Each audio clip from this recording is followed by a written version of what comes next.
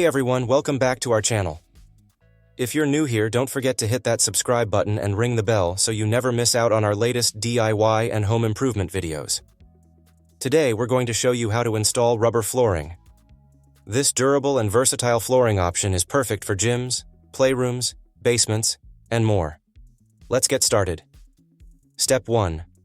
Gather tools and prepare the surface. You'll need rubber flooring rolls or tiles, measuring tape, a utility knife, a straight edge, adhesive, a notched trowel, double-sided tape, and safety gear like gloves and knee pads. Make sure the area is clean, dry, and free of any debris. If the floor is uneven, use a leveling compound to smooth it out. Step 2. Measure and cut the flooring. Next, measure the area where you'll be installing the flooring. Measure twice to ensure accuracy. Then, use a utility knife and a straight edge to cut the rubber flooring to fit the space.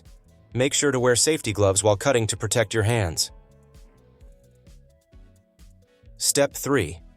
Dry fit the flooring. Before applying any adhesive, lay out the rubber flooring pieces in the room to check the fit. This dry fit allows you to make any necessary adjustments before committing to the adhesive. Ensure the seams align and the pieces fit snugly together. Step 4. Apply adhesive. Once you're satisfied with the fit, it's time to apply the adhesive. Use a notched trowel to spread the adhesive evenly across the floor. Work in small sections to prevent the adhesive from drying out before you lay the rubber flooring. Step 5. Lay the rubber flooring. Carefully, lay the rubber flooring onto the adhesive, pressing it firmly into place. Use a roller or a heavy object to press down the flooring and ensure it adheres properly. Continue this process, working in sections until the entire area is covered. Step 6. Secure the edges and seams. For added security, apply double-sided tape to the edges and seams of the rubber flooring. This helps prevent the edges from lifting and keeps the seams tightly sealed. Press down firmly to ensure a strong bond. Step 7. Trim excess flooring. Once all the flooring is laid, use your utility knife to trim any excess material along the edges. Be careful to make clean, straight cuts for a professional finish. Step 8. Allow to set.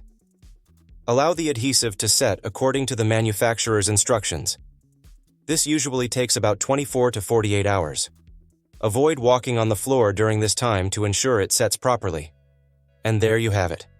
A durable and stylish rubber floor that's perfect for any space. Here's a look at the before and after. The transformation is truly impressive.